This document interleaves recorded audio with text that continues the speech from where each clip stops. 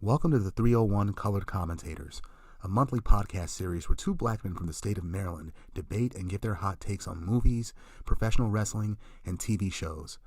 So have a listen, have a look-see, but nonetheless, enjoy. Hey, what's up? 301 Colored Commentators in the building, episode number 7, you guys. We're back. We're back in the building. Not only that, though, we got a guest today. Over here, our friend, Rex Amadu. You can call him Rex. Or Rexy, whatever.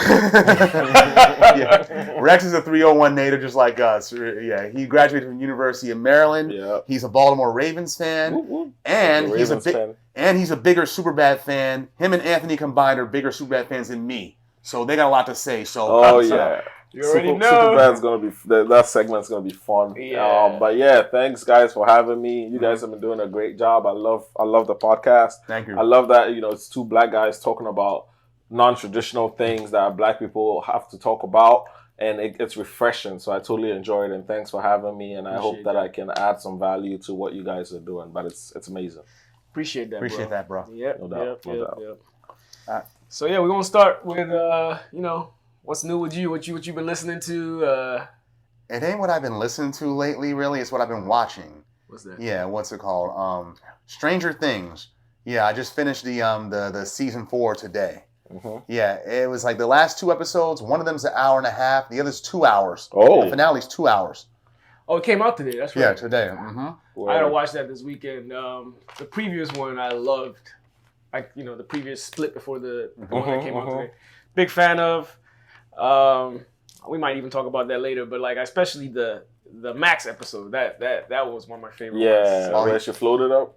Yeah, that was a dope episode. And it brought that Kate Bush song, "Running Up the Hill," back man. in the public consciousness. That funny enough, that's on one of my playlists on Spotify. Yeah. Oh, that's a dope song. Yeah, speaking of it, there was something about that scene that I kind of wanted to ask you guys since we're on it real quick. Yeah. So the song that they played for her to elevate or levitate was her favorite song. Yeah. Do you guys know what song of yours that would play in that scenario to bring you back from going to the light at the end of the tunnel? Damn good question. Very good question.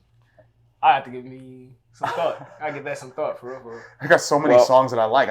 Since I brought the question, I've obviously thought about it before, so I'm just gonna get to it to give you guys an idea. But mine is the intro for "It's Dark and Hell Is Hot" by DMX. Oh, that's fire. That would always get me where I need to be. I can see that. It's the way it builds and then the I bars. think it's the hardest intro to any album I've heard. I think it is one of my favorites, definitely. Right, so that's mine. That's a hard intro for real. That definitely set the tone for that album. I remember. Yeah, it actually is a great bring back from the dead type of track too. It's hard. Thank you, Irv Gotti, for that beat. Yeah, that was dope. Anyway, that's mine. Yeah, but go ahead. Anything else? Yeah, Miss Marvel on a Disney Plus and Obi-Wan, the Star Wars joint that just ended last week. I've been watching them. Okay. Yeah, Miss Marvel. People been criticizing it, talking about it's too slow, and even complaining that it's a Muslim actress playing the title character. But it's supposed to be a Muslim actress. She is. The character's Muslim. Yeah, exactly. That's like when people complained about when Iron Fist came out, and they said that, why isn't Danny Rand an Asian guy? It's cultural appropriation. He should be Asian. He's a white guy in the book. In the comic, Daniel Rand. Oh, true. Right. True, Good true, point. true. Good point. Yeah. Good point. Yeah. And what are you watching too? Well, I'm now about to be watching the second part of Stranger Things, but I actually started watching P-Valley. I finished season 1. What is that? It's a stripper joint. On Stars. On Stars, okay. yeah. I think I've heard of it. I don't know. I started when it first came out. I started it. I was like, I wasn't into it. It was slow, and then someone was like, it actually is really good. So I actually went back and watched it and finished it. It actually, the first season was decent. This one, I'm interested to see, because we're into the second season now. I'm interested to see which angle they're taking. There's a lot of weird shit. I heard there's a lot of dicks. There's a lot of weird shit in the joint. Yeah. But, you gotta be an adult and just take it, dog. You gotta be an adult. You just gotta be an adult and just take it, dog. Speaking of which, the first episode of The Boys on Amazon Prime, everybody that comes to my house, there's a scene I show them from the first episode of this season.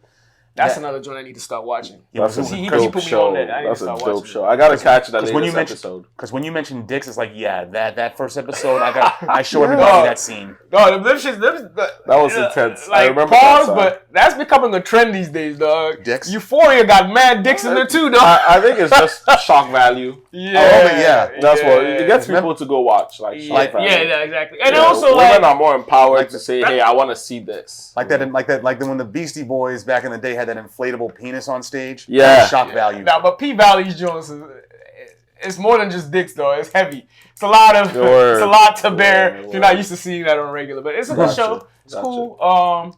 And then other than that, I've just been listening to my usual Afro beats.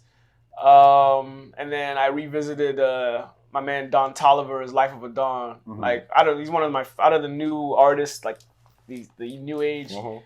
I mess with it. It's kind of like one of my, I wouldn't say guilty pleasures, but like I like Migos as well. So he's kind of. Oh, okay. But Don is very talented. So that's what I've been listening to, I guess. And Mm-hmm. Guilty pleasure implies that you care what people think about your listening taste.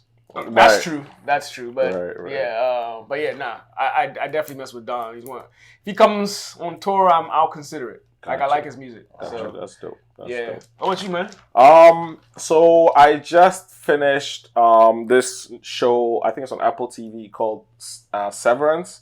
I don't know if you've heard of it. I've heard of it. It's a pretty gnarly concept. I loved it. It's very slow building, so you're gonna be dragging for a while. Yeah. But it's a very gnarly concept that we're not used to. The concept is pretty much, the general concept of it is you sign a contract and you have a surgery where your personal life and your work life separate, right? Are separate to the point they don't have memories of each other. I saw the trailer for that. So it's a wild concept. So yeah, I love like those kind of. Yeah, so that's what I watched. I finished season 1. I just got into season 3 of Umbrella Academy.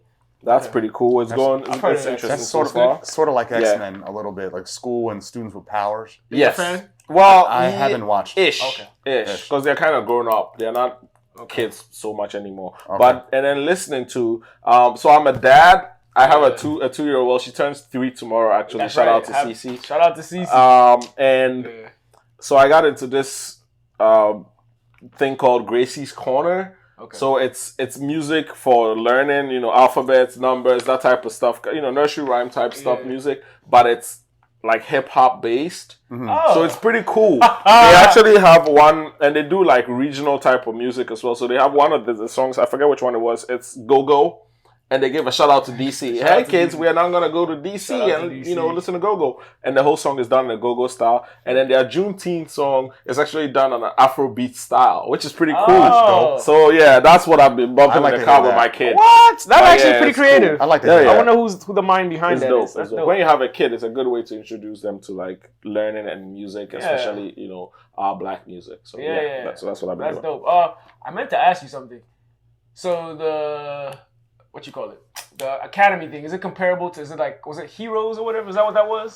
Is that Heroes? Was Heroes a super? Heroes was superhero job, Okay. Well, not quite. Like I didn't really get into Heroes. I watched a few episodes, but not the whole thing. I never saw that either, but I know. But Umbrella Academy is this rich old man that finds out that these kids all born on the same day at the same time have power. So there are like 16 of them. He's able to get like 7 of them. Okay. And he raises them to be like a crime fighting team of sorts. Okay. But they are all like, he raised them pretty poorly, so they are all like damaged in one way or the other. Mentally fit, like they all have some emotional damage that they're carrying around, so it makes them interesting characters. Got you. So yeah, that's that.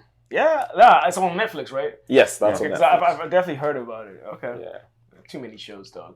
Too many. Yeah, it's like work now. Yeah, man. Yeah. What about listening? You did say talk about Gracie's Corner, but I also, for me personally, I still bump a lot of like mid to late 90s hip hop.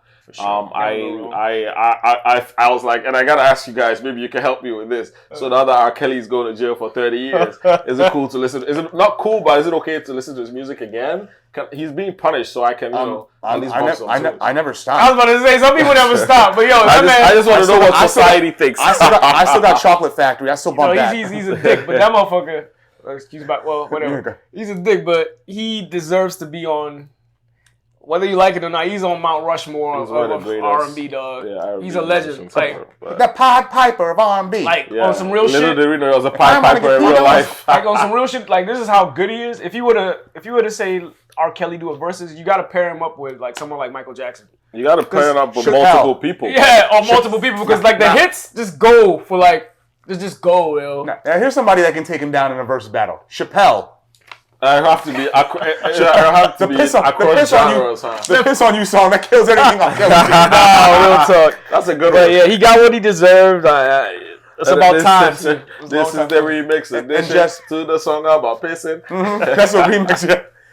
But yeah, what's it called? Like back in 2005, when he got sent to court the first time around, and the Boondocks, the animated series, predicted exactly how it would go down. They did. It's like all the overwhelming evidence, and y'all still acquitted him, but not this time. It's kind of crazy when you think about it. Like, but then again, same thing happened with Cosby if you think about it, because like the women came out plenty of times prior, and people were just kind of like whatever. It wasn't until society started becoming conscious of like this being a reality, that they were actually like prosecuted. You know, took it seriously. Yeah. And Cosby, he's talking about having a party to celebrate his homecoming. I saw that shit. I'm like, dude, stay out of the news. We have no shame. Yeah, man. But yeah, shout out to shout out to at least for once. The judiciary system doing something good. and speaking of making a joke out of sex, let's get into Superbad. True story. Okay, Superbad, directed by Greg Mottola, who also directed The Day Trippers back from 1996. Superbad was released in 2007. It starred Jonah Hill, Michael Cera, and co-starred Christopher Mintz-Plasse, Seth Rogen, Bill Hader, and Emma Stone. It was actually written by Seth Rogen and Evan Goldberg, so the two main characters are named after them. Yep. And in fact, they wrote this film when they were still high school students. So the plot... That's pretty creative, actually. But actually, it's easier because... It's easier to remember the names. Actually right there and then, yeah. Right. Yeah, the plot is basically Seth, played by Jonah Hill, and Evan, played by Michael Cera. They're best friends and seniors in high school who are going off to different colleges next year.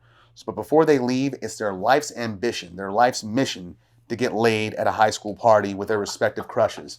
Who's Emma Stone, who plays Jules for Seth, and Martha McLassack, who plays Becca for Evan. Yeah, they're forced. Becca's a bitch.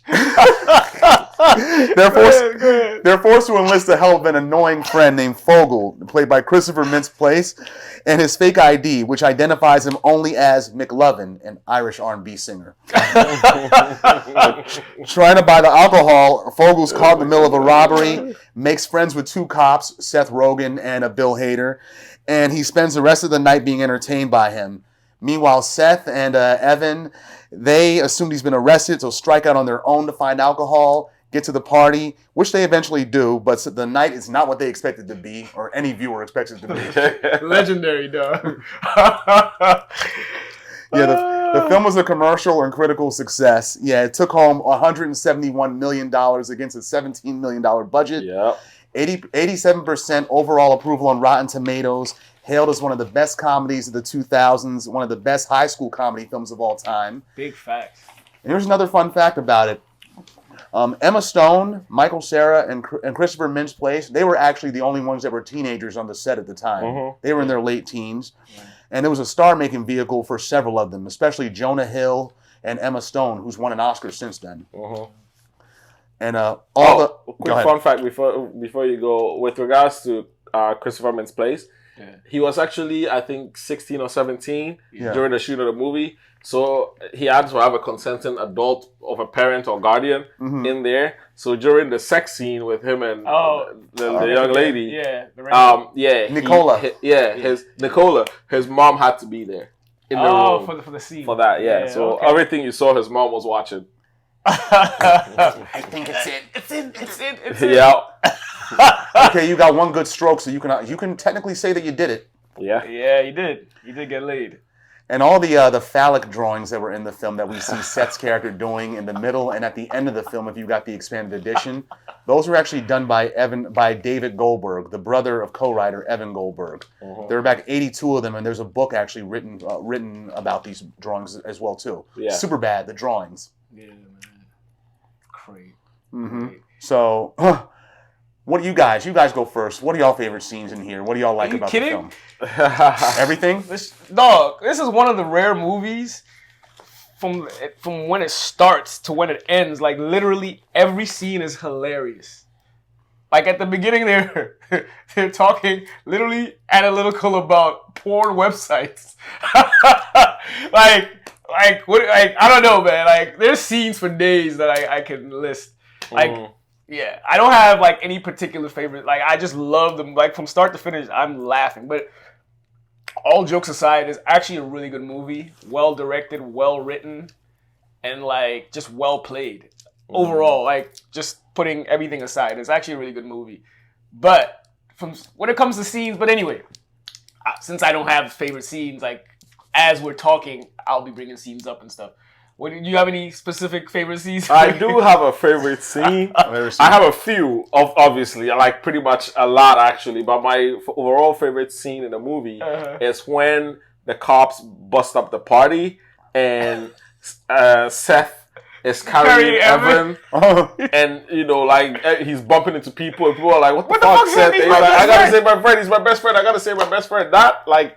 As much as it's a funny movie, that touched me because historically, and my personality is I'm very protective of the people I love, especially my friends and family, of course. But when I love somebody, like, and I feel like they're being taken advantage of or they are in a bad place, I feel like it hurts me too. I'm in a bad place. So that scene really stuck out to me. So with regards to favorite scenes, that's definitely my top. What about that scene? The very scene is when Slater and what's his face? The other guy, they're doing breakdancing to the West Coast music. And the music is "Fuck the Police." Which is even more hilarious. When they walk in there, he goes, "Everybody, you know, get out. I'm gonna assume you all have guns and crack. Get ready to be fucked by the long dick of the law." Like every line is just insane in that movie. Classic. Yeah, but favorite scenes definitely up there. What about you, Sai? One of my favorite scenes was the home ec scene where Seth gets partnered with Jules the first time, right? Yeah. And he's making all kinds of different gestures during the little montage where the music's playing. Yeah. That's a really good scene, actually. He takes the eggs. He's like, the eggs of the and he jerks it off and he drinks it. And then he's behind her pretending to give her a rim job. He looks like a dog. Yeah. Right. It's like, oh, come. Like coming. That scene is actually a really good one. Because even Rex and I, we have like an inside joke, like where we're trying to, we're unfamiliar about something or a situation that we're about to like, we're like hesitant to try out. Yeah. We're like, we're about to home ec that joint. I'll home ec it. It's like if we're gonna try something we're not sure about or something like a new place. I'll home ec it, which is like I'll give it a shot. Yeah. Which is pretty much what Evan Seth was going to go do. When he found out Jules was his partner. My partner was I'll give home ec a shot. I'll give home ec another shot. Yeah, and he started talking to the teacher who looked just like an older version of Sarah Silverman. Yes. I thought it was one of her sisters, but it wasn't. It's a different actress entirely. Yeah, she looked a lot like, now that you mention it, she looked like an older Sarah Silverman. Like if she had a lot of this aging apps on her face or something. And another scene that I grew to like because it happened to me actually. Yeah. I already know what you're about to say. Mm-hmm. The scene where the first party they go to, right? Mm-hmm. And Seth, he's dancing with that white girl, the big papa, right? And what's it called? She bled on him. She had a period that bled through her clothes onto his pants. Yeah. When that happened, I was like, dude, what is that stain? You got period blood on you. I was grossed out at first. But then, admittedly, I gotta say, a few years later, when I went to a strip club in Curtis Bay, some stripper did that to me. Oh no! I remember he told me about that. Yeah, I had on some light gray sweatpants. Oh, geez. And after she finished, I was feeling good. But then I go to the bathroom, go to use it. I'm like, wait a minute, what are these streaks? What are? Oh my god! Oh my god! You threw that shit got period on? Oh my god! Let me just. Exactly. Let me get this off now. Get that also fresh. Also fresh. You know what made that scene even funnier? What? It's when her boyfriend actually comes up and he's got a similar. The same joke. And then like he asks. Like Seth, what the fuck is this? Seth goes, I guess we're blood brothers. Even back to the scene before that, the introduction of Fogel was legendary. He comes in like, what's up guys? What's up gangsters? What's up gangsters? At the West Side with his fingers. And then the teacher goes, anybody that is not in this class, please leave. Fogel, hi! And he's like, all right, I'm leaving. But it's not a funny thing. Like, the one thing about Fogel that I loved is, like, as much as he did a great job, you could tell he was raw as an actor. Yeah. The scene in the parking lot when they come back and Seth's car has been towed. You see him looking on the ground as he's walking to the spot he has to get to for the camera to get the wide shot. So I've also watched it as a critic. Okay. So the camera has to pan from just Seth to Seth, and then him to the right of Seth, and then Evan to the left of Seth. So the camera kind of pans out to catch all of them standing there in despair about their situation. And he has to walk to a spot, so he's in the frame. And you can see him looking on the floor as he walks, gets to the spot, stands, and then puts his head up, and then his line is, "But why would you park here? It clearly says staff. You know it's staff. I know. They didn't like each other on set.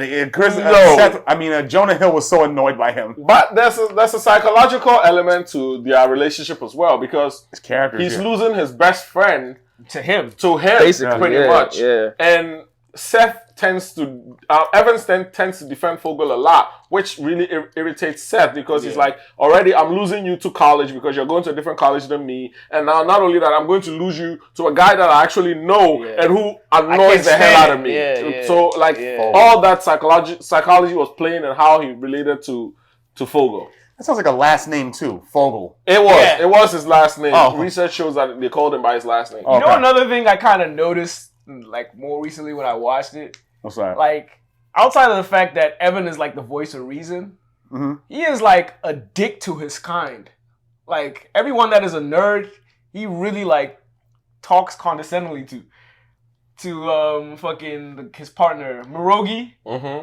And even to Fogel. When he talks to Fogel, he talks like he's like, shut the fuck up. Like he's literally a dick to like other nerds. You're right. I didn't notice that the first which was also very strange, because I noticed that before, but I didn't really think about it. But now that you're mentioning it, it's kind of like, I wonder why he was like that to them.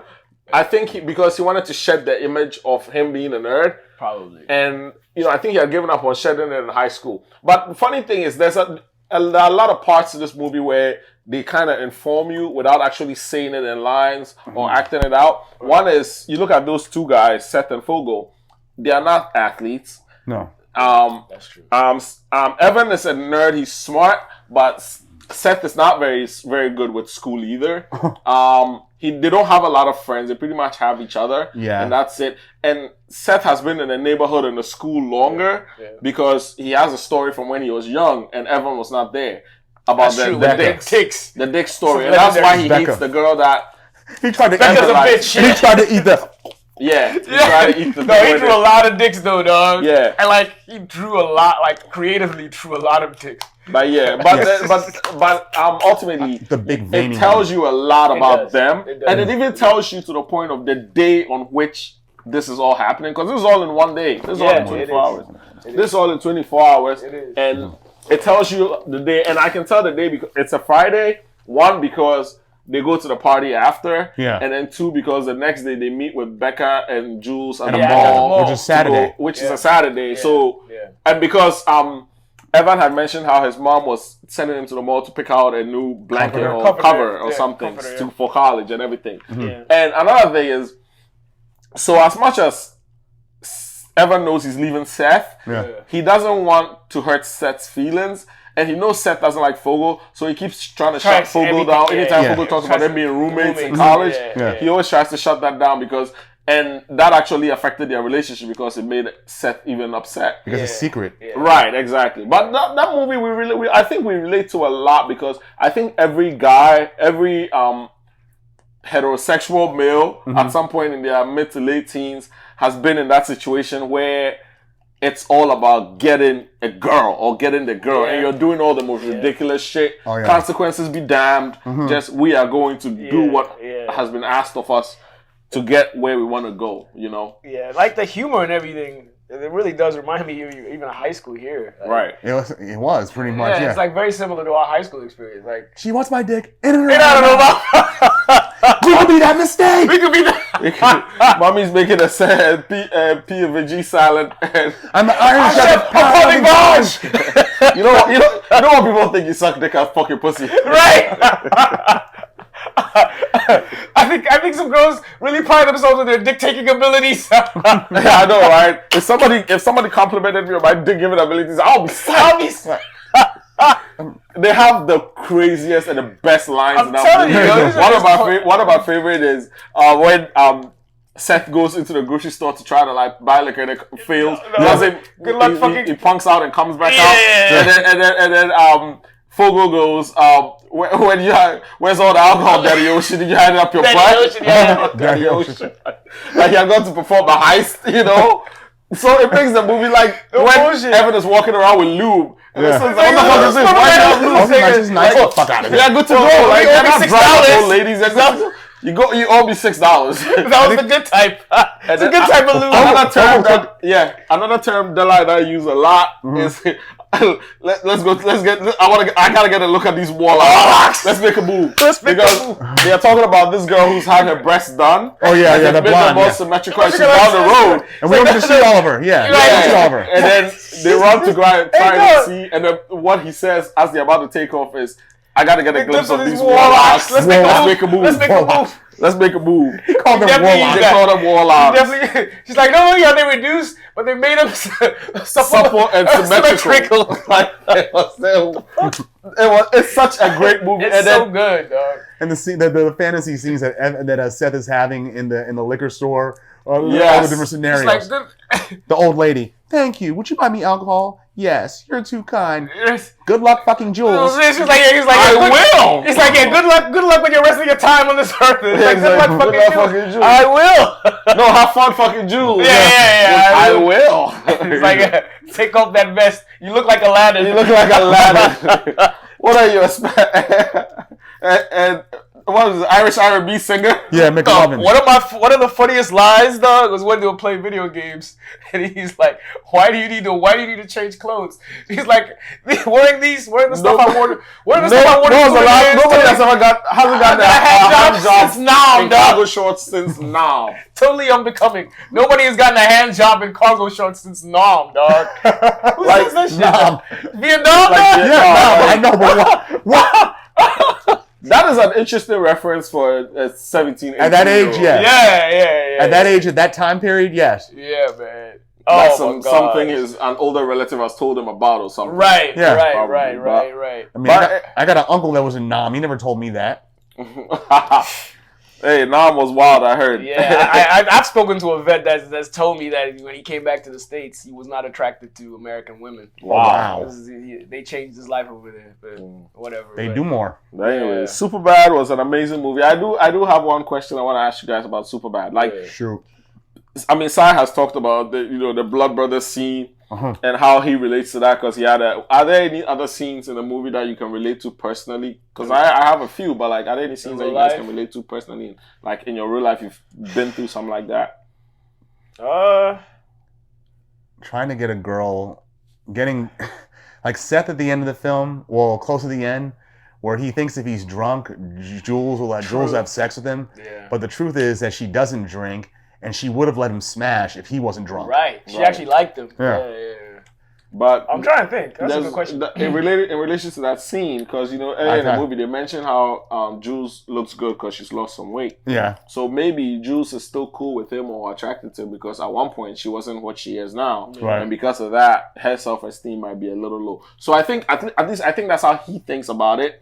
So he feels like he has a window for her before she realizes she's hot. He kind of mentions that's right. Like, you're right. Yeah. So and that fuels his aggression through the whole movie. Yeah. Like, didn't I tell you these guys know more than me? I have a window before she realizes that like, she can do better than me. Out of his league, yeah. But the funny thing about that also is it's Evan that kind of puts the idea into his head because as much as he wanted to, he goes down a resume of her exes. Yeah, and talks about how Dan Remick, like his eyes, like I've it's like the first time I heard the Beatles. The Beatles, The other one and he talks about that guy who has a six-pack since when in first grade. And then kind of talks about her exes like I don't have a shot because of her exes. And then Evan kind of goes, but I don't think she's realized she's hot yet. Because she still hangs around you. Right. Oh, and I think that puts in his head like, oh snap, which is kind of a diss, but still right. But he wants vagina, so like he doesn't care about any of that. But like, and then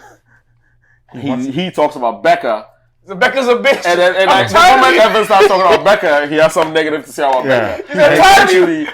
Evan gets tired about it. Like, yo, what the fuck? I'm about to fight you, dog. Yeah, he likes me. He calls because he actually like. Yeah. I think Seth is attracted to Jules. He would love to date her, but he doesn't think he has a shot. So he's taking the, hey, I have a window to have sex with her. Let's take that. Yeah. But Evan genuinely likes Becca. Like, he wants a relationship with Becca. He doesn't just want to respects her. She wants to sex her. Yeah, but she wants to have sex with him. I think she likes him. Yeah. But you know, it kind of manifests differently in the movie. But I think she's attracted to him because she was embarrassed about what happened, and she still went to the mall with him. So, which means she likes him in that sense. But when she got drunk, she was like, you know, it's kind of embarrassing. It's embarrassing, yeah. Right, exactly. So, but no, it's a very, to me, it's a coming of age movie. Yeah. And we can all relate to it. Some of the scenes I can relate to are, like you said, talking about trying to get with a girl and feeling like you have a window. Or my window was not necessarily about her realizing she's attractive or whatever, but you've had a window of like, this is the best time to be with this girl or something, and you're trying everything. But the thing is, you're second guessing yourself all the way and making mistakes because you're young. You don't have experience. You don't have a history of, and that to me, that's what makes this movie amazing. It's the beauty of life. We are so scared to make mistakes and to fail, but the truth is, the more we fail, the more we learn, and the better our next chances are, and the successes will be the next time we try. So you might not have success with these girls at this age and everything, but it's going to make you so much better with girls in your 20s because of the mistakes you've made. As opposed to somebody who maybe he's getting girls easily, and then he gets older, maybe gets out of shape a little bit, you know, loses some hair, and then now he's struggling to get girls because he's always had it so easy. So the challenges kind of make them better, and they don't even know that. And then there's also people like Fogel who actually has to, not only effortless, it's not effortless. If you ask me, I think Fogel actually put in the most effort because Fogel changed his identity. Yeah, he did. And not just on paper, but in his head. Yeah. Because Fogel and McLovin were not the same person. No. Exactly. So he had to change his entire identity to get to where he needed to go. Yeah, you're right. He got more love as McLovin than he did as Exactly. He definitely had the best time of that. His day was amazing. Yeah. Like, it was a blast. If you actually look at all their retrospective, you know, experiences that day. His day was amazing. And he's going to be getting more play in the future, too, from girls that saw him get arrested. Yeah, exactly. And he seduced Nicola, no problem. Exactly. So Fogel definitely had a great underlying story. And then you also see the story of Officer Michaels and Officer, I always forget his name. Officer Slater and Officer Michael, who are two cops that they epitomize the problem of policing in America, if you ask me. Yeah. They are the worst cops you could ever have on this planet. They're not only bad at their jobs, they are incredibly racist as well. Stupid. You could tell. They are not smart. Yeah.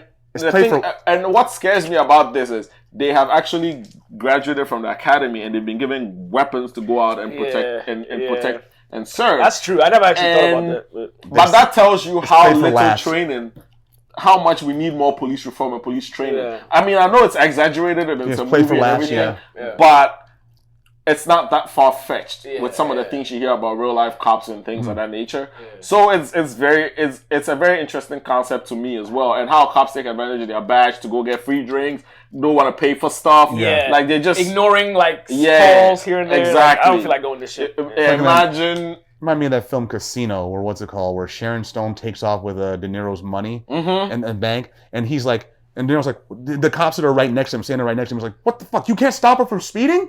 Like, they're like, we're talking to you. Right. Yeah. Like, you dummy, you useless motherfuckers. Oh yeah. But they also have and then it's also like one cop, I forget which was, I think Officer Slater is senior to Officer Michael. Officer Michael is relatively new cop. He's learning, He's just learning, and he's not even supposed to use his gun yet and things like that. So there's also that dynamic between the two of them. Yeah. And how they even found each other. Yeah. Like, how did these two assholes get paired up together by this crazy chance? They knew each other since they were kids, but still, how they get paired up? How they get paired up together, especially they're not even the same rank.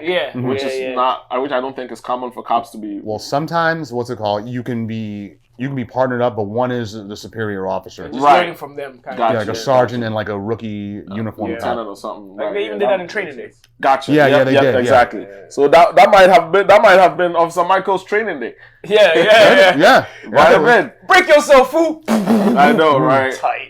So yeah, that movie is so great. I mean, there's not a lot of racial representation in there. No, but a good movie is a good movie, and you got to give it to them. Yeah. And I also think it was one of the movies, that one, I think, knocked up. Yeah, to Pineapple me, Express, that started that genre of comedy where it's kind of dirty. That Judd Apatow. Judd Apatow stuff, which is funny because I thought the genesis of that type of comedy was Wedding Crashers. Oh, yeah? I feel like Wedding Crashers kind of set the tone for that type of movie. That was before Superbad. That was 05. Yeah. Wedding Crashers Wedding Crashers was so before. Superbad was 06. Superbad. 07. Superbad was 07. Wedding Crashers was 05. Yeah. You're right. I respectfully disagree. 2 years prior with Old School. Old School, yeah. Old School. It was yes, you're right. Old School definitely was. Old School was the pioneer, yeah. But Old School was Will Ferrell and us. I was talking more with Judd Apatow and them because I think they worked on. Oh no! What's it? I'm thinking. Yeah, the guy that directed Old School, he directed Road Trips. So he. They're also similar. Good. But they're similar as well, but like that Judd Apatow, Seth Rogen movie making franchise that they had for a bit. Yeah. Oh yeah. I feel like it kind of started with Wedding Crashers, maybe. Yeah. But yeah, great movie. If you haven't seen it, you're missing out a lot. And I'm jealous of whoever is going to watch it for the first time, because experiencing something like that for the first time is so different from rewatching. Now that I think about it, I think he actually put me on the movie. Yeah. If I remember quite well, he actually put me on the movie. Yeah. I spent some time in Ithaca, upstate New York, going to college. Made some friends with a bunch of white boys, and that's their brand of comedy. Yeah. And they put me on.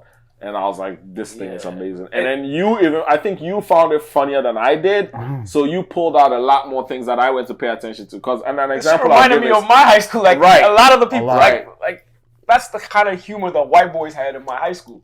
And it's amazing. It's like, funny as hell. It's funny as hell. It's I excuse me for keep like bringing it back to this, but it's the humor and the enjoyment you can get from being in that position where you don't have to deal with some social issues. You're not dealing with race. You're not dealing your life and worries mainly focus on you and what you can do. Yeah. There's not a lot of social barriers to what you can do, and that's what makes it amazing to me. Yeah. That's what I like about it. Like you don't like all minority content at some point has to deal with racial situations.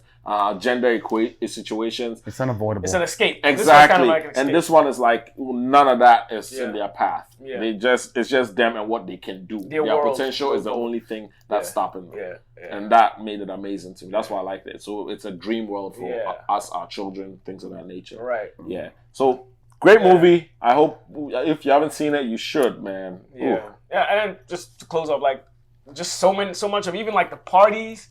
It's very much like our high school experience. Parties were just like those. Like the ones that were hosted by white people were just like that. Yeah, there's like different rooms where people do drugs in. Yeah, like all of that was in our world. Like when we were growing up. We grew up in middle class, predominantly white suburbia. Yeah, so we saw all that firsthand. It's funny as hell. We're looking back, and just like it was just funny as shit. And I recommend you watch it, man. I don't know what else to say. I went to an all boys high school in the middle of West Africa. That's right. So my experience is nothing like that. Very different. So you remember the comments you were making earlier about how entertainment is starting to involve a lot of dicks? Yeah. That's what you saw in your life. Oh my God. A lot of dicks. Pause. But yeah. Anyway, Superbad. Superbad. Go check that out. Dope. Great movie. And the fact that Rotten Tomatoes and the other one, what's the other one? I just said Rotten Tomatoes. No, I saw both 87%. Both of them are above. The other one is like 76 or 80, close to 80. So it has a really good rating with the critics. Critics and audiences, yeah. Yeah. So check it out. It's definitely arguably my top 5 all-time funniest movies. It's funny as hell. So, but yeah. All right. Yeah. Shall we? To next. Okay, we're going to talk about the abysmal Wrestlemania IX. Yeah, I remember ordering that on pay-per-view. Well, actually, my dad ordered it for me on pay-per-view when I was 11 in the fourth grade, 10 or 11. Yeah. It took place at Caesar's Palace in Las Vegas, Nevada on April 4th, 1993. It was the first WrestleMania event to take place outdoors. It consisted of a double main event. Hulk Hogan, who had departed the WWF following WrestleMania 8 a year prior, returned to team up with his boy, Brutus the Barber Beefcake, to face Money Inc., the tag team of the $1 Million Man Ted DiBiase and Erwin R. Shyster. They were the tag champ for the tag team championship title. And the other main event was Yokozuna, the sumo wrestler, against WWF champion Bret the Hitman Hart. And sat on his chest. Yeah. Yep. There were 6 other matches on the card. An Intercontinental title match, Tatanka against Shawn Michaels, which Tatanka won through countout. And that was Luna Vachon's first appearance, too, actually. Yeah, she was. Yeah. The Steiner brothers, they beat the Head Shrinkers. Doink the Clown, he beats Crush. Razor Ramon, he beats Bob Backlund. Lex Luger. I hated Bob Backlund. Still do. Lex Luger beat Mr. Perfect. And The Undertaker somehow beat the Giant Gonzalez. That was a horrible match. That was terrible. Yeah. Well, we'll talk. Keep going. This WrestleMania is regarded critically and commercially as one of the bottom tiers. The event was attended only by 16,891 fans who paid a total of $1.1 million in admission fees, and that represents less than a third of the number of fans who attended the prior year's WrestleMania, which had an attendance of 62,000 people. Where was that? That was at the Hoosier Dome in Indiana. There you go. Colts, baby. The pay-per-view drew a buy rate of about 2.3, and that was lower than the previous year's buy rate, 2.8.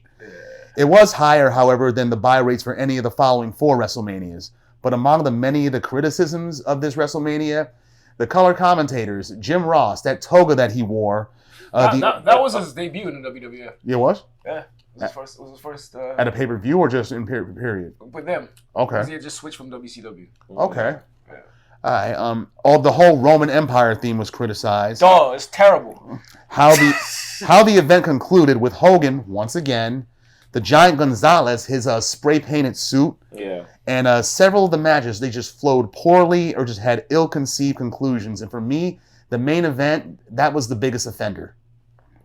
Yeah, and the event was so bad that even when it got put on home video, Coliseum home video, the single video for WrestleMania 9 didn't sell good at all. So they had to partner it with like other events or make it part of a collection, a WrestleMania volumes 1 through 10 collection, in order to have it sell. Jeez, I didn't even know that. That's wild.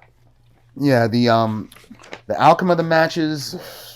Yeah, what's it called? Shawn Michaels and Mr. Perfect had a feud later on, which culminated at that year's SummerSlam. Ted DiBiase wrestled a few more matches before fully retiring as an in-ring performer in June of that year. The Steiner brothers, beat Money Inc. was what forced Ted DiBiase to retire from tag teams and gave him a few solo matches. Okay. Taker continued to feud with the Giant Gonzalez, resulting in a no DQ match at that year's SummerSlam. Yokozuna beat Hogan and sent him packing to the WCW for the WWF title at the inaugural King of the Ring event months later. And then he challenged any American athlete to body slam him on the deck of the USS Intrepid on the 4th of July of '93. Lex Luger did so, leading to a feud and Luger becoming a face and with an all-American bus that had Let's Express on it, which went nowhere, by the way. And Hulk Hogan had a black eye during that whole wrestling event, and the reason... Unexplained. The cause for that is still unexplained to this day. Someone whooped his ass. Oh, yeah. Savage. Randy Savage did it. That's my theory. Probably. That actually makes sense. Probably. Yeah, we'll get to that in a bit. And also, what we were talking about the day before, Bret Hart, he claimed during a conversation with Vince McMahon that he was told that Hogan refused to drop the WWF belt to him. However, Hogan stated during a conversation with McMahon that a deal was made for Hogan to drop the belt to the top heel at the time, Yokozuna, at the King of the Ring. And all 3 men wound up in a meeting where McMahon outlined a plan to have Hogan drop the belt to Yokozuna, but denied ever telling Bret that Hogan refused to drop the championship belt to him. But in any case, Yoko got the belt back at King of the Ring, Hogan got sent packing, and then Bret got the belt back a few months later. They didn't know what they wanted to do with that. Yeah. This whole WrestleMania, it was poorly planned out. The booking was not up to par, and neither were the scripts or the storylines entirely. The Giant Gonzalez against Taker, what the hell did he need chloroform for? That was retarded. Yeah. I could like break this down. Like, even so to begin with, I believe that WrestleMania was very much an upper class, or should I say higher middle class to upper class, members only type of WrestleMania, because going was Caesar's Palace, right? Yeah. To afford to get into one of those, the average person can't get in. So like everybody that was in attendance is probably fairly wealthy. Probably why my job won't let me go to that conference. Right. So that bit them in the backside, because it was literally like a third of probably what a usual WrestleMania has. The fans make up a big portion of why WrestleMania is so good, because it's very lit. Like there's the sound, like them yelling and everything. You don't get that same effect from this one. Right. 2, that Roman Empire nonsense is an insult to my intelligence. What was that about? They had a Julius Caesar. Yeah, who came up with that idea? Caesar's Palace. I have no clue who wrote that out. I guess that connection, but still, we're in 1993. There's no Caesar, dog. The hell is this? And they had elephants. Bobby Heenan, like, on backwards on an elephant coming out. Randy Savage being brought out by virgins. Like, what are we? They were doing a lot. No, they were doing a lot. Fincus Maximus was Howard Finkel's Finkel's name, yeah. Like, come on, dog. That's Latin, not Roman. Like, what I don't understand is like what kind of like discussions were had that made them take this thing to Vegas, because your base is people in Middle America. Yeah. Vegas is not a place a lot of people live. It's a place a lot of people go and vacation. Yeah. So people come in there are not just coming there to buy tickets to WrestleMania. They also got to get hotels. They got to eat. They got to do all these things. They got to gamble, lose money. So it's not attractive to your core fans. Yeah. But I think they probably thought that they could attract more of the wealthy folks, like you said, to come and spend a lot more money. But they probably helped Vegas, but not not WWF necessarily, you know, because your wrestling is in like Cleveland, it's in like Indiana, like places where people can get up from home. Detroit, the South, So what was that like? But you know, I wonder what was happening in '93 to push that. I'm sure there was probably something happening in the country economically or historically that made Vegas have that attraction. It was terrible because it was a bad idea. I mean, it sounds good on paper, but no. Right.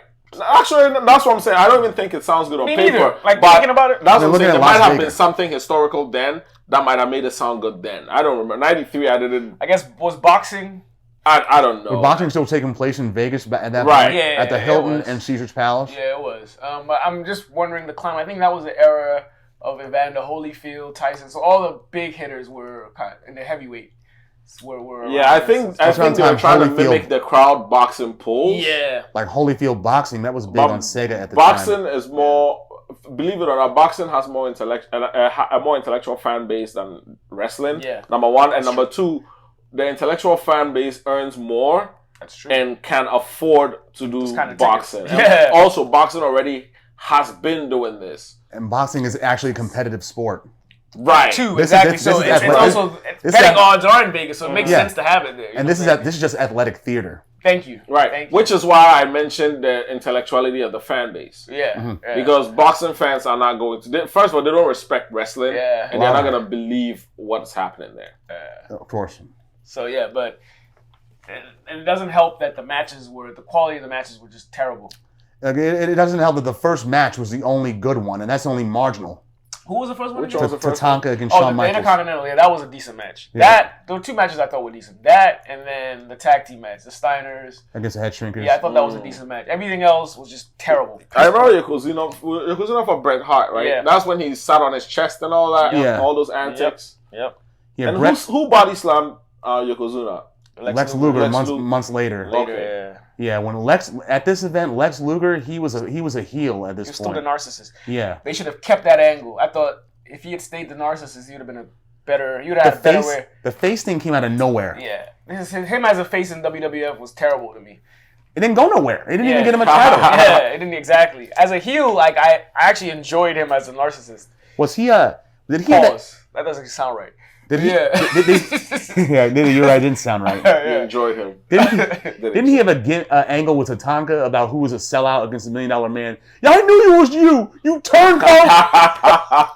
Yo, those are some of my favorite parts of wrestling. Just the interviews and the times when you're speaking behind the mic. Absolutely. And like now, as an adult who has seen life a little more, I was like, a lot of these wrestlers were on drugs aggressively. Heavy. Yeah, there were a lot of cocaine. Heavy. A lot of it. Shawn my God. Shawn Michaels even admits it wasn't called. I couldn't go out there without having a few lines, brother. Yeah, he was fired a few times because of his cocaine addiction. But they paid for his rehab though. Yeah, I mean Vince saw his potential, so he kept bringing him back. He was a top earner. Yeah. Even before that, like this was like Rockers era. Like right between Rockers era and the beginning of the Heartbreak Kid era. That's why Vince couldn't trust them to win titles, like even as the Rockers, because Shawn Michaels was he was always getting in trouble. He was always high. Yeah. So like he never entrusted the Rockers to win the title. Was one of the main reasons why they never won, because Shawn was a loose cannon. But he saw his potential. That's why he kept bringing him back. Yeah, Shawn was a moneymaker though. Yeah, he was. That's why during the Curtains Call incident, he was the only one that really wasn't fired. Yeah. They couldn't fire him. They couldn't fire him. Yeah. And they couldn't fire Sean Waltman because he wasn't even there. Triple H, he was the only one they could punish. Yeah, I guess. So, but yeah, I hated that also predominantly because of Hulk Hogan. That match was stupid, and the build-up for it. So as a child, I liked Hulk Hogan. You know, as a child, everybody liked Hulk Hogan. But as you start maturing and you start getting closer to your teens, it became this is the year. It became a hate relationship. I couldn't stand Hogan. I still can't stand him. But I do like him. I do like him as Hollywood Hogan, just because at that point he wasn't. Like that bullshit was out the door. He was just a bad guy. He was cheating. Yeah, he no longer. He no longer dressed like a Hooters waitress. Right. I like them as Suburban Commando. You're gonna pound my face. You're gonna drag me into the dirt, aren't you? What are you, nuts? Yeah, he was a it's the terrible '90s, pal. Horrible. Fucking We're terrible gonna sue you. But they all were. Yeah. They all were. Back then, acting was not. And Taker was in that film too. The Undertaker was in that film. Yeah. Like now we have trained actors doing like superheroes and stuff. Back then, it was just superstars that did superheroes. Yeah, exactly. And they were terrible at it. Exactly. But now you have like Benedict Cumberbatch playing like Doctor Strange and stuff like that. It's like classically trained actors. Really good actors, yeah. So the movies, the quality is better. Much better, yeah. I can't have Shaq playing no Shazam no more. No. Kazam. That's your 3 wishes. Yeah. That's funny because what a waste of money. They will still try to do that. Yeah, once in a while. And then the most recent one I can think of was the new Space Jam with LeBron. You see that joint? No, because I'm too grown to enjoy it. Yeah. I'm too I old couldn't. to enjoy The original Space Jam is still. It's the Space Jam. Yeah, it's the Space Jam. Anything else is uncivilized. I can't even watch that now. I mean, I could back in the day. I can't even watch it. He was pretty horrible back then, but it was normal. It was big when we were 8th graders. Yeah, it was. I can't especially because of that R. Kelly song, I Believe I Can Fly. Yeah, right. Shout out to R. Kelly. That joint dropped when I first kind of moved here, actually. It did, yeah. You actually sent me the movie in Ghana. Oh, I did. Yeah, okay. That was one of the gifts the care packages you sent to me. Okay. Yeah, I didn't. It was a movie. It was a soundtrack, and then it had some memorabilia with it. Okay. It was pretty cool. Yeah, because that was definitely around like first couple of months I was here when it came out. But I don't even know what else to dive. This WrestleMania was very bad. Okay, It's very, very bad. Let me tell you something. I'm telling you. Let me tell you something else. Speculation about Hogan's black eye during the event. I mean, go ahead. The cause of it is still unknown, but the rumor I remember reading about over 10 years ago, and I believe this because it sounds plausible, was that Macho Man Randy Savage punched out Hogan. No. According to Doink the Clown, who beat Crush at this event, the rumor was that Hogan, he went to McMahon during the event and tried to inject himself into Bret Hart's portion of the main event so that he can get the WWF belt back once again. Which worked. Yeah, which worked, yeah. And Randy Savage got wind of it and confronted Hogan saying, "Brother, you're not the face of the company anymore, brother. Bret Hart is. Let him have his shot." Like, no way, man. And they started getting into a scuffle, and then it culminates with Savage just decking him right in the eye. Giving him a shine. I believe that, because Savage was a hothead. That's my guy, your favorite wrestler of all time. Mine too. And Hogan deserved that punch because if that's true. Yeah, then I'm glad he did that. That even made the main event. It tarnished it. Yeah, because look, Yokozuna had won the title. Yeah. All of a sudden, Hogan comes out. Mind you, Hogan has already had his tag team match against $1 Million Man. Yeah. And lost. He comes out and he issues a challenge. Dude hasn't even held the title for like seconds. Yeah. Like, I challenge you right now for this. Of course. Fuji's dumbass accepts it because he's the manager of Yokozuna. You think it was unscripted? You think it was scripted, but it ruined. That's a horrible script. It ruined, just like Yokozuna had. I was okay with him beating Brett because Brett will get it back later. Yeah. Hogan had to fuck it up. First of all, attention seeking. You have to understand like the dynamic at the time because this was after WWF had gone through the lawsuit of like steroids and stuff, and part of Hogan's persona was his larger than life, yoked up. Right. At this point, he had lost a lot of that weight because he wasn't allowed to take steroids anymore. So he was looking normal, and that more or less exploited how bad he was as a wrestler. He's not a very good wrestler, like as far as tactician and everything.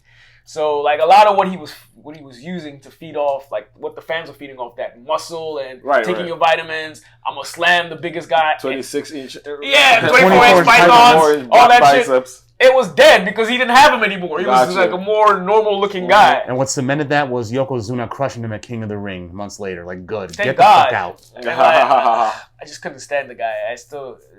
He's a legend, though. Don't get it twisted. But his time was done. You can't talk about wrestling without talking about him. But the point is, his time was done at that point. Bret Hart was a new face of the company. It was a new generation era. I agree. So I'm like, let him have it. He's a very like selfish, like it's about me. He would have made a perfect addition to the clique. He would have. Because like even like times when it was time to hand down, the torch, he's always hesitant to do that. Whereas when it was his time, when he beat Andre, it was kind of the official way of like, making him the face. Yeah, I'm now officially the face. Like Andre was cool with it. Yeah. Like Andre was like, everybody has his time. But Hogan, French people are nice people.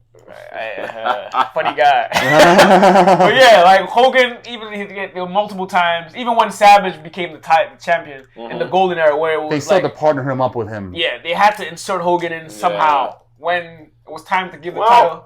Was he still making money for them though?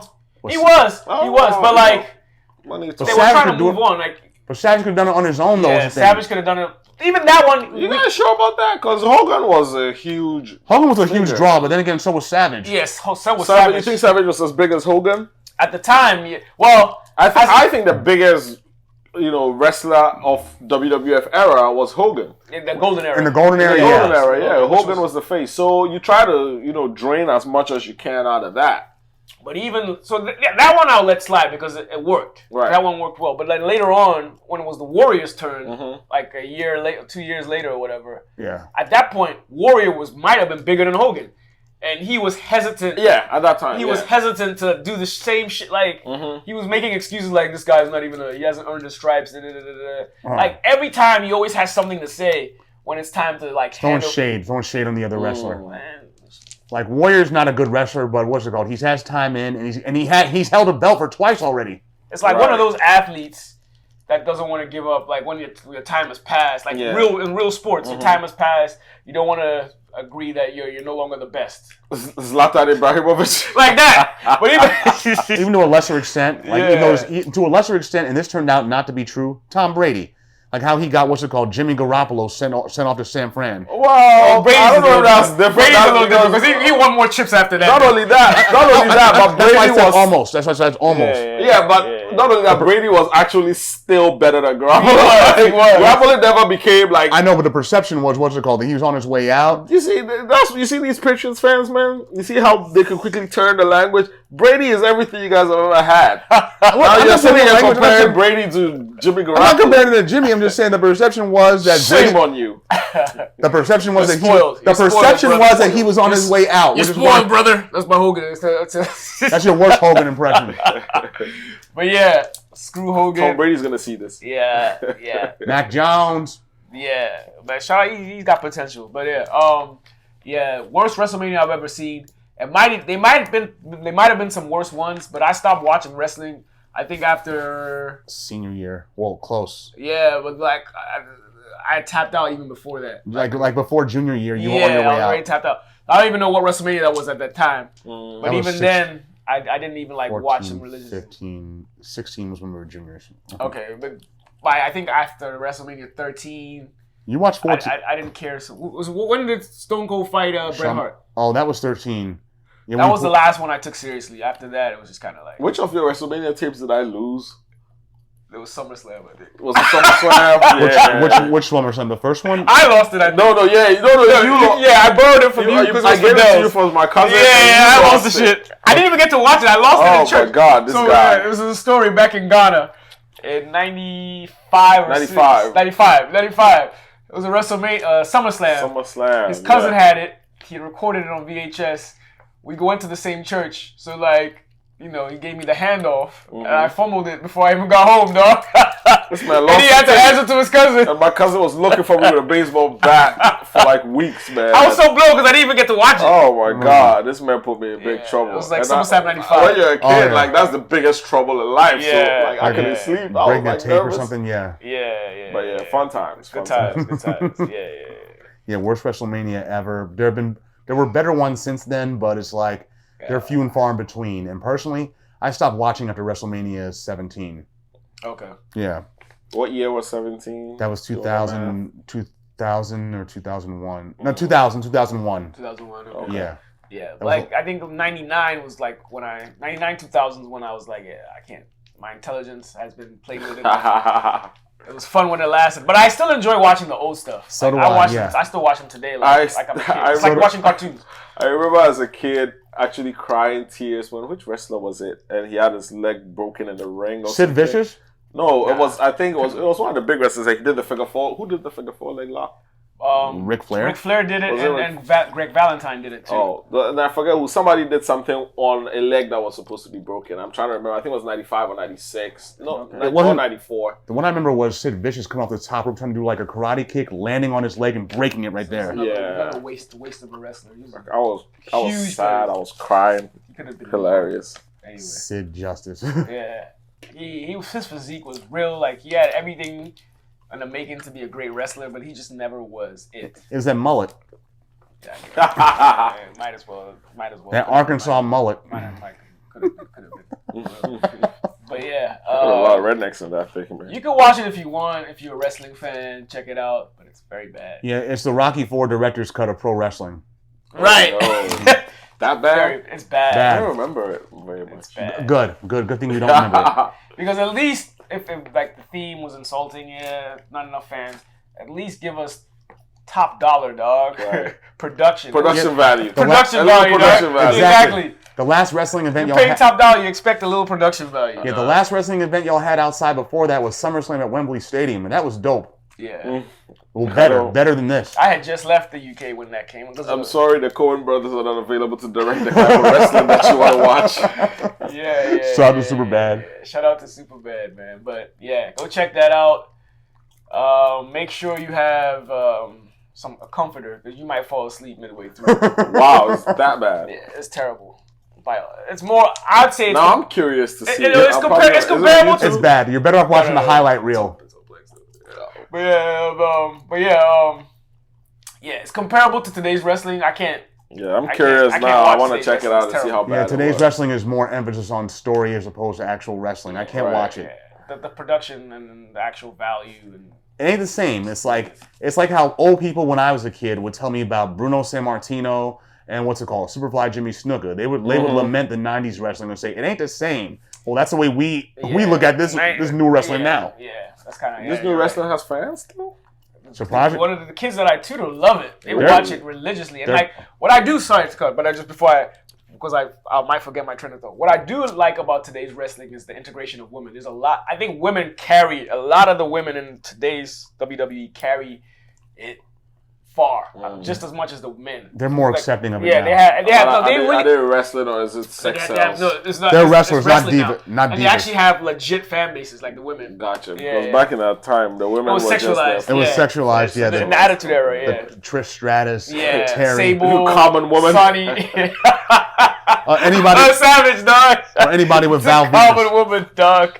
Anybody with Val Venus. Mm-hmm. Yeah. So, but yeah, like. That's the only thing I'd say is cool about today. Is like the women characters actually have like a fan base and they're like respect. Like in the late 80s, they had a women's pool of wrestlers, but they were like they didn't get as much play. Yeah, they didn't get. Yeah. Today they actually have like fans, like they proper respect it. So I mess with that, and a lot of them are like second generation, like, third generation. Yeah, like okay, so kids of kids. Jim Jim Neidhart's Neidhart's kid. daughter wrestles. Okay. Ric Flair's daughter wrestles. One of the Von Erichs. Yeah, exactly. So that it's cool.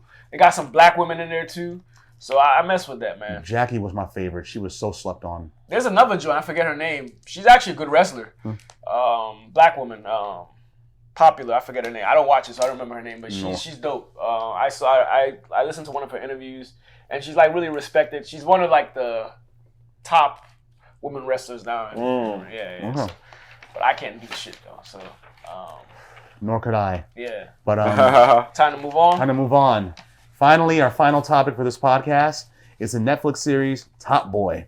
Yes, sir. Created and written by Irish film writer / novelist Ronan Bennett, the series takes place in the fictional summer house estate in the London borough of Hackney and focuses on two drug-dealing best friends, Duchesne, played by Ashley Walters, and Sully, played by Kane Robinson, along with other young black youths involved in drug dealing and gang violence in London. Originally, the series aired on Channel 4 in England in late 2011. A second series, they call it series in England instead of seasons, it had 4 episodes that aired in 2013 before the concept was dropped a year later. However, following interest from Canadian rapper Drake, it was announced in 2017 that Netflix would revive the series and order a new season of 10 episodes, with both Ashley Walters and Kane Robinson reprising their roles and Bennett returning to script the episodes as well. The new season, it premiered on Netflix on September 13th, 2019, and was presented as the first season, while the original series that aired back in 2011, that's now in Netflix under the name Top Boy Summer House. The second and new season aired on March 18th of this year, and it consisted of 8 episodes. A third and final season was renewed on March 31st of this year and will air in the future. It's been critically acclaimed, with some people noting similarities to both The Wire and BMF. Yeah, Anthony, he lived in England right here, so he knows more about this terrain than any of us. The language, the accents. Well, what am I talking about? The language, the accents, the dialect, the slang. The estates. Those are the English version of the projects. Is that right? Well, it depends on who you're talking. Like a lot of them say like ends is what they say. Like my hood is like he's from ends, so he's from like my hood. It's what the streets talk like that.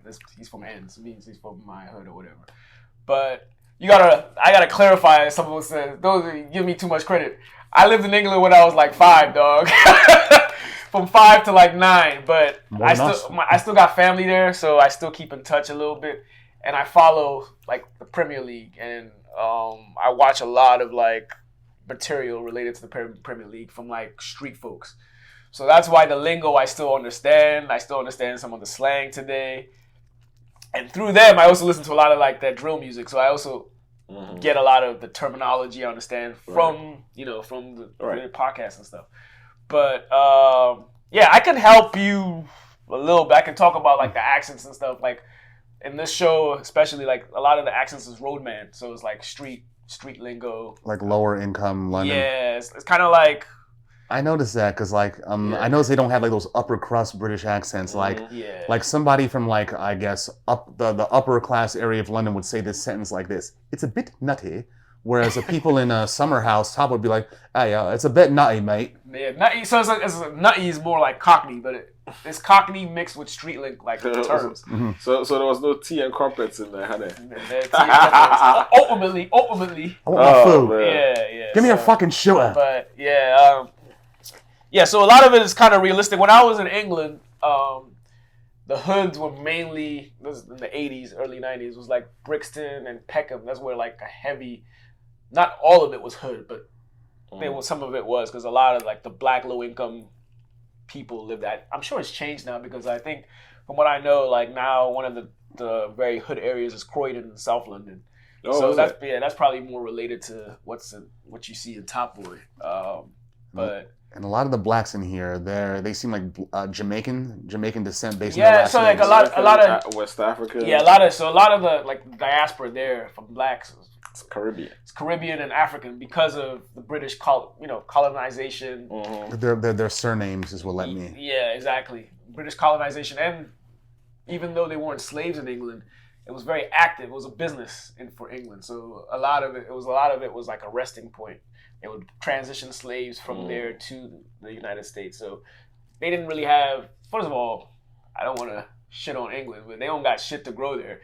Their land, all they really grow is potatoes. So like, potatoes, man. They didn't really have the need for slaves to, Those are a lot of work to do. The climate they didn't support growing the kind of stuff we had here in America. Right. So they took it as an opportunity to make, use it as a business. So like some of those cities. Isn't that historically, this is just a little bit of historical context, and correct me if I'm wrong, isn't that why one of the reasons why the British Empire went colonizing, because they couldn't really do anything where they were with the land, so they went. That's why it's so small. Instead of them bringing slaves, they went and kind of enslaved the people locally. Yeah, exactly. Through colonization, claiming the land, and its riches, and that ultimately that's what built the empire. Yeah, so like cities like Liverpool today were built on slavery, like money from slave trade. But not to go too much into the English history. But yeah, the show is a great show. Yeah, he put me onto it, actually, folks. Anthony put me onto it. Funny thing is, like when he was reading, he was talking about how it aired on Channel 4. It made me chuckle because when I used to live there, I think they have more channels now, but in the late 80s, early 90s, there were only four channels on TV. If you had more channels, you had cable or Sky, whatever. Right. Yeah, that's true. And Channel 4 was probably the second most boring channel on there. Obviously, the most boring channel was BBC Two. So, the news channel. Yeah, so BBC One was good. BBC Two was trash. ITV, which is Channel 3, was dope. It was more Americanized. And then Channel 4 was half dope, half boring. That Channel 4 actually showed NFL, but nobody was interested at the time. Right. NFL, hockey, that type of shit. And then like shows like Brookside, I think, was on there. Gotcha. What channel? What channel was Doctor Who and the dialects on? BBC One. That was on BBC One. Doctor Who. Shout out to Doctor Who. If you know, you know. Channel 4 was NBC. 5 was Fox, 7 was NBC, 9 was CBS, and 3 was actually HBO in my house. Okay. Before we got cable boxes. Yeah. Oh, okay. Yeah. Did you have a black box? Those channels sound like black box channels, man. Eventually, we did have that. I was about to say those sound like black box channels. And of course, back then, what's it called? The premium channels that we weren't supposed to get. They came in the 30s. The 30 channels, 30 through 35. I remember Sai made a business out of that black box. Pay-per-view, Spice Channel. Yeah, he used to record and distribute porn. Sell. Yeah, that's what you distributor. You sell. Yeah, distribute. Yeah. Business, but yeah. What did you guys like most about the show? Yeah. What I like most about it, it exposes London's underbelly. I mean, especially when it comes to their black population. Right. I mean, usually when you see something about England, I mean, yeah, they got some people of color thrown in there, no doubt, but it's mostly white folks, and either it's about the rich side, or it's a drama, or like them doing some illicit stuff, like in Snatch, for example. Yeah. Right. Yeah. But this right here, it shows how the bottom half lives and what they got to do to survive. Yeah. Right. And also it's the complexities of it. Really, it's there's no clear rules about what it means to be a drug dealer. In fact, the way this show presents it, it's like, why the hell would you want to be a drug dealer? Look what these people do. Ignacio Varga sounded type of drug dealing, huh? Yeah. Sorry, Nacho Varga is from Better Call Saul. What? Better Call Saul. Nacho Varga. He's a drug dealer whose drug dealing was just like his whole storyline was just shit. Like there was no time where it was like, oh, this drug dealer living this lavish life. He was just struggling through it the whole time.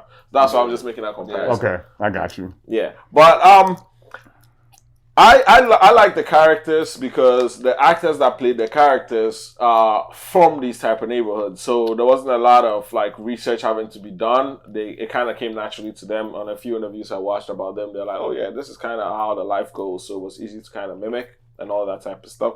But it's also a story of a bunch of different guys who, for the most part, are trying to leave these type of neighborhoods. Yeah. There's Jamie and his brothers. Jamie's trying to make sure his brothers go to school so they can leave and go be proper parts of society. Yeah. There's Duchesne, whose big brother did that. But Duchesne wants to be a drug lord. And he's willing to sacrifice anything to become a drug lord at one point, to a point where he's trying to get a sort of real estate company to buy summer house and break the summer houses down. Yeah. And a way to clean his money. So he can clean his money and make money off of that pretty much. Yeah. Then there's Sully, who's played by Kano, who's a rapper, and he's just like, I'm a hood guy, I'm here till I die. Like, there's no attempt by him He's to no illusions. leave, you know. Yeah. So those three characters are very different, and Duchesne and Scully represent the old school way of selling drugs, and Jamie is more the new school way of selling drugs. So you get to see all these dynamics that, like you said, you don't see a lot of minority entertainment from the UK. So you're not only seeing minority entertainment, you're seeing the depth of the characters and everything. So that's really dope as well. And then you look at there's also the element of a show like Luther. I don't know if Luther coming to Netflix or whatever kind of made people like, oh, we like black entertainment from the UK, let's see what else there is. Kind of leads to things like Top Boy, I wonder, and what will that lead to down the line as well. Good point. I to piggyback, I thought one of the things I liked about the show is the character development, like, of everyone in the show. Like, everybody, like, you build empathy and certain sentiments for certain characters because they're developed very well as the show continues. Like you said, like, Sully is a hood dude that doesn't want to leave the hood, but, like, at the same time, he doesn't want to do this forever. He's made his sum of money. He just wants to live in his little mobile home on the lake. Water. Yeah, just chill there, like, do his own thing. Like, the money can sustain him, like the money he's made off the drugs. And like you said, Jamie is more, he's just trying to get enough money to get his brothers, through to become regular, good, law-abiding civilians and well off. And like you said, Duchesne, he's like a guy that loves the power of the drug world and the territorial, and he just wants to take it to different higher heights, so he can continue to do that and launder his money into things that are official and things of that nature. He's a chess master.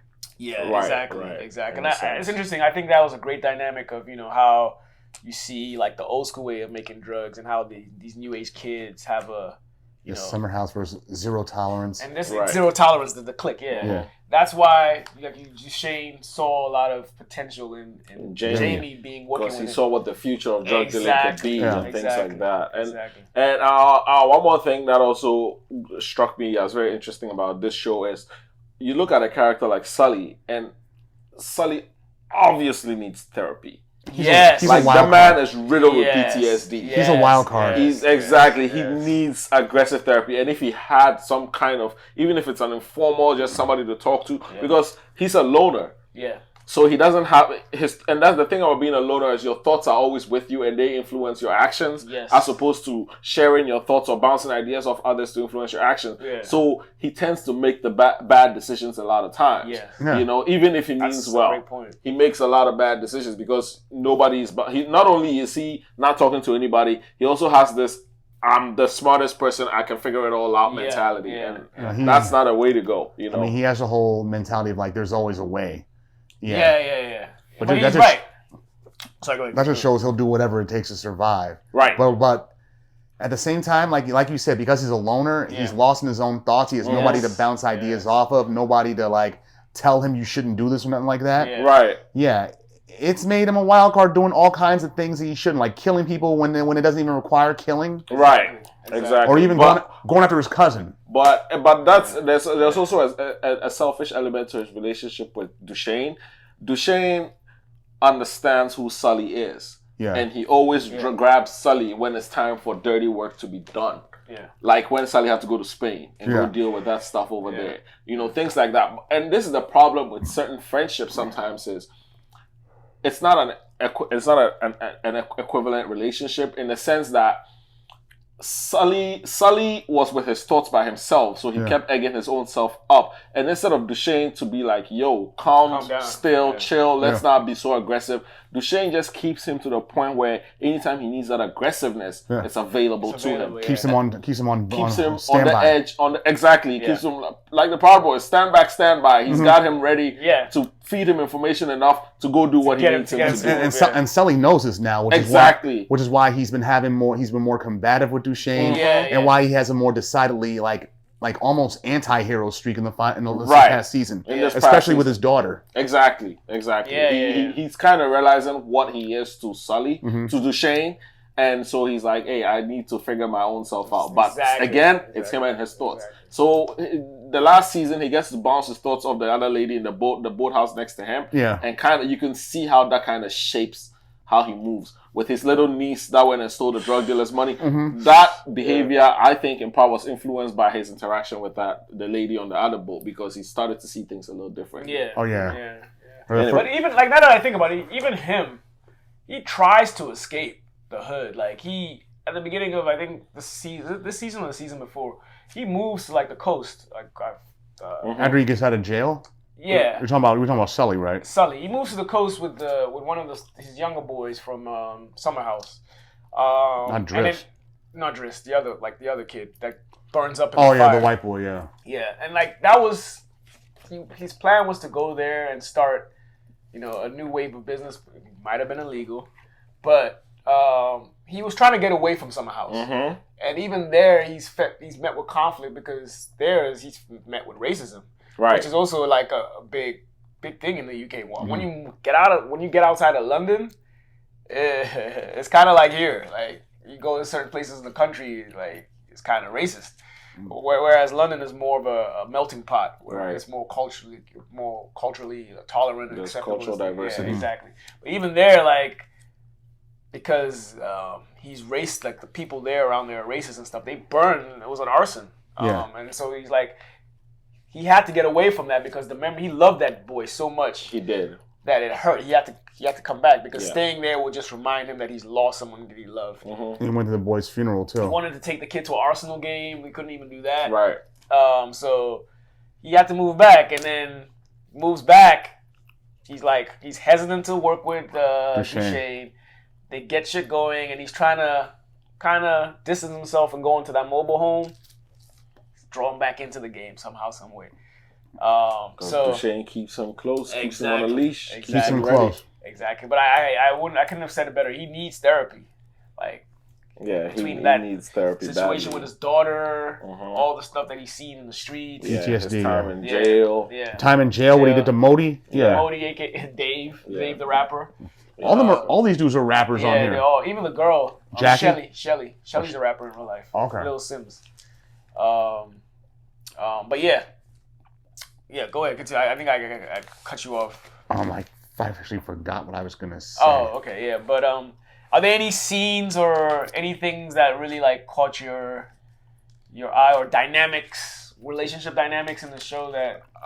I will go first, and I'll go with it goes back to Sully, and Sully being in his own head, and Sully making not the best decisions a lot of times when he took it upon himself to get vengeance against Jamie.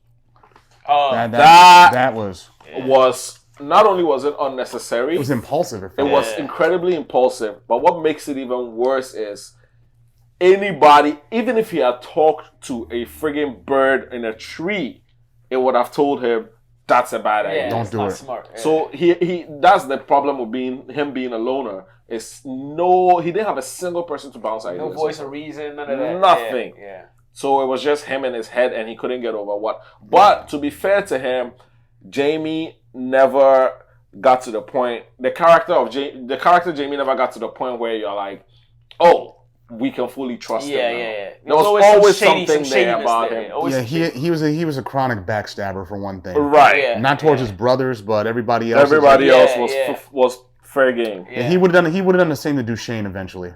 Yeah. He might have, Yeah. exactly. That's probably Sully's mindset when he killed him. No, I think Sully just killed him for revenge. I don't think Sully killed him based on the danger of the future. It was more everything he had done. Yeah. It's like because I remember him saying to Duchesne, "This kid's got to go. Like you're messing with this kid, and it's going to come back on us. He has to go." And when he killed his boy Kit at Right. Duchesne's, Yeah, that he failed Sully's test by that point because he proved how ruthless he was. Yeah. Also, if you notice, Sully is one guy. When you cross, he has to take you out. Yeah. Every Sully time. doesn't forgive. He's a Doesn't dreaded. forgive. People are scared of him because of Yeah, that. he doesn't forgive. Even his boy Driss, he killed. But he He tearfully. He wanted it. Of course, he loved him, but Driss crossed him and betrayed him or whatever. Right. He also was on the verge of taking out Lauren, Jackie's sister, because she that information. Yeah, she pillow talked. So yeah, that's just him. Like if you cross him, he will take you out. Yeah. He killed Jamie killed his boy at the gas station. Remember? Jamie kills. He killed Sully's boy at the gas station. Oh yeah. When they were actually rivals before Duchesne set. Before Duchesne set Jamie up and go to jail, when they were actually rivals against each other, he killed his boy at the gas station. So like revenge. Yeah, so he had crossed him. He's like, you gotta go. Yeah, you crossed him. You gotta go. And that's just kind of how. That's all it was. Yeah. But some of them are just so stupid with their decisions. Like Lauren, oh my goodness, what the hell was she thinking? Pill talking the guy, and then the guy gets killed, and then her sister comes home. Jackie comes home and sees Lauren crying. I'm like, you had to know your sister was gonna pry it out of you somehow. She's a hopeless romantic in the streets, and that's a big no. And she what I love about Lauren's character is like she's the kind of character that she actually did it so well. If you see her in the streets, you might think for a second, Lauren, what the hell are you doing here? Yeah, even though like that's how good it was. She's Holly from Power. Right. There are very few, There are very few characters that you find they're so good that are so good that the actor, you start to look at the actor funny. So I think she did a great job with that. I think Jackie was amazing. I like her. Nobody could do what she did. Loyalty and everything was just... The character Jackie was just amazing. The actress did a bang-up job with that. She's a mama bear, a bitch towards her charges, but when they get killed or something happens to them, she's very sad and wants revenge. Yeah, and like, I think it's also great the way they have such a great contrast in the female characters. Like, Lauren and Shelly are like best friends. Mm-hmm. But you see, like, Shelly is more of a realist when it comes to like relationships with these street dudes. Mm-hmm. So she knows like you can't just trust anybody. Whereas Lauren is like a hopeless romantic. Naive. So like she just falls in love and like she loses all like sense of thought. Right. She just like gives in, and very different. And like Jackie is more like she understands how the streets work. So like that's why she was so mad at her sister, why she was beating exactly. on her. So like that contrast is great. How they have the contrast in the women in the show. But Lauren has poor taste in men. She does. Yeah, there's women like that, and men too. I like, but yeah, true. Yeah, the fact that she's like a hopeless romantic does not help a situation at all. Yeah. Curtis though, her baby father, but him. Yeah, he's a ruthless guy. He's a ruthless guy. He speaks softly and carries a great big stick. Oh yeah, that's a great description of Curtis. He's a Scouser too. He's a Liverpool dude. He's a Liverpool which is why guy, which is why he sounded Irish to me. Yeah. Yeah, his accent was definitely Liverpool. You don't need the phone, dear. Scouser. Phones are bad for you. Yeah. You need to be resting. You carry my child, dear. He was very even tempo. Yeah, just calm with regards to his temper. Like tranquil anger. Yeah, those are scary people. People that get angry but not over the top. Not over the top. Yeah. They plan. Yeah. But yeah, it's a great show. Great show. They'll do some like wake up in the morning with a horse head beside you kind of thing. His sister was ruthless too. She scared me more than Curtis, man, because Curtis would do whatever she wanted. Mm-hmm. So that made her even scarier because she wasn't making decisions out of what's best for the team.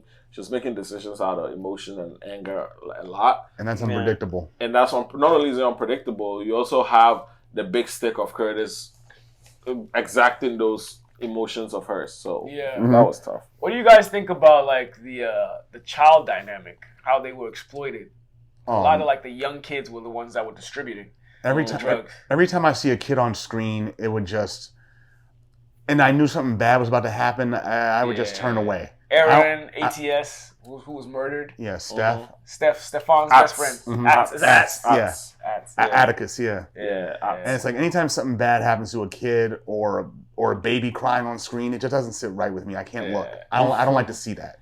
And they're like super young too. These kids are like below 10. 10, 11. Well, you know, and the same laws that apply here kind of apply there with regards to drug dealing is underage people don't get the worst or firmest sentences. Yeah. So a lot of times cops, that's why they use them, kind of like ignore them because they're like, we're just gonna go. He's gonna go in for like a year in juvie and then be out. So what's the point? A tower lookout. Yeah. So that's why they use them. Yeah. That's why they use Absolutely. them. And if you groom them well, their loyalty is unquestionable. Exactly. And plus, a lot of them aren't even holding in the first place. Like touts and lookouts, Yeah, exactly. Yeah, And then also the least you rise up suspects. the ranks. You're not gonna suspect a kid You rise up the easily ranks. like that. Yeah, exactly. Rise up the ranks. That's how Driss and then the guy that burned in the fire started. They were all young too, and they became grown. Yeah. So, but yeah, I thought that was interesting, and like a lot of them kids too come from dirt poor homes. So like any small money they can get, they're like, wow, I'm in heaven. So that's an easy way to just draw them in. Like Ats for a second, like he got some money, he was like, here, like, to his mom. I think was from Ghana. Yeah. And even what was that dude? Sugar, the Jamaican. From Germany, Jamaica. Yeah. The dude that he was sent after Duchesne, that big, tall dude. Yeah. Sugar. Yeah. I was glad when he got. When Duchesne came in the car after he came from the cleaners. Yeah. Get rid of him. Murked him. Yeah. it's a good show though. The way the season ended was crazy though. It did, yeah. Which is definitely why set us up for next season. Yeah. Which is why I'm anticipating next season to see what happens. They say it's going to be the final one, but if it is, give 10 episodes instead of 8. Right. Yeah, you think who's going to take the bet that the next season begins with the last scene of this season being something that Sully was imagining and not actually happening? Oh, imagine that. And that was because the Jamie character is such a too big huge character, to such go a out big like that. A PTSD scene, a dream, something, whatever it is. That's it's like it comes back and then it's not. It didn't really happen, but it's something that he kind of romanticizes about. I'd be okay with that. I'll be relieved. Me too. I'll be relieved. Me too. Because Jamie, I want Jamie to do well. Yeah, you know? Especially coming from that dynamic of his brothers, for his little brothers. His family dynamic. Dead, looking out for his younger brother. And like, if he's gone, I'm scared for Aaron. And he actually does. Not Aaron. Stefan. Right. That's another character that's not. He's not enjoying the drug dealing.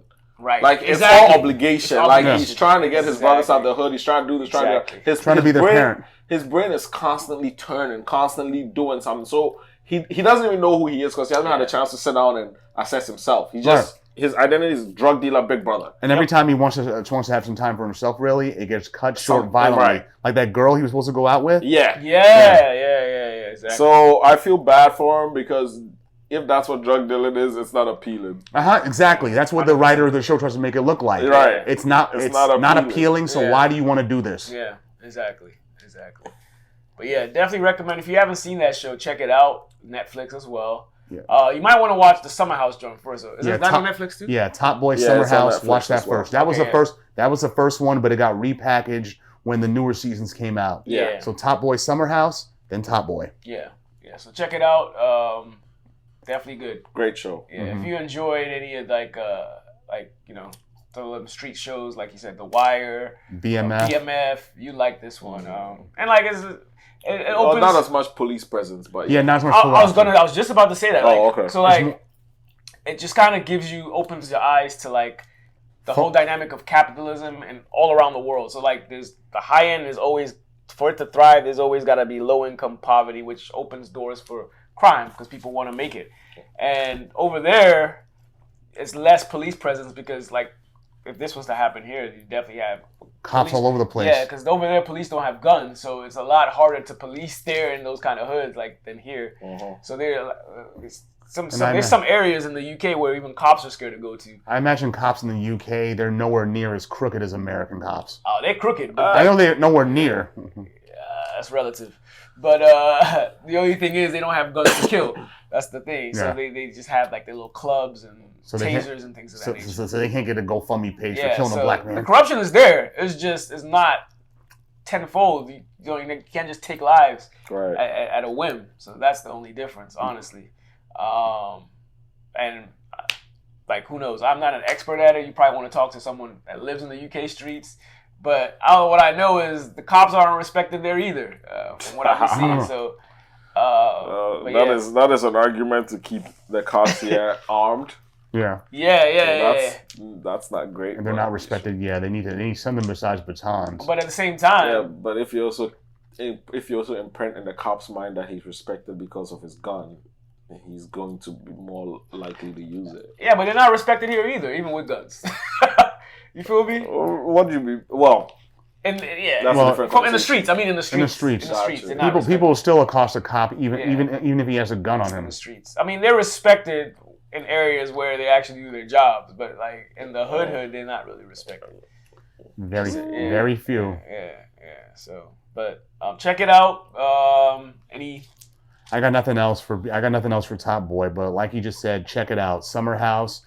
And damn near and check it out too because of all the British hip hop that's on the show as well too. Oh yeah, soundtrack is dope. Yeah. Yeah, I got exposed to a lot of things, a lot of artists I never heard before, but now I'm a fan of, including Kano on here too. Right. Yeah. It's Sully. Mm-hmm. So, but yeah, check it out. I think that's it. Do you have any shout outs, anything you want to say? Oh, no. Thanks for having me, guys. This has been awesome. I really enjoyed the podcast, and I'm glad I was able to be a part of it. I'm glad you came here today. Before I go, shout out to Family Matters for the shirt. Shout out to Freddie. Link in bio where you can get yours. They have a lot of cool stuff on there. Yes, I don't know if you can see the pin. That's from Adinkra Pins. Shout out to them as well. Link in the bio as well. Yeah, but yeah. Thank you, guys, and no doubt. Appreciate you the for coming, time. man. For sure. Thank you. No doubt. So, this is the books. We appreciate y'all. Next time, episode 8. We'll see you then. Deuces. Peace.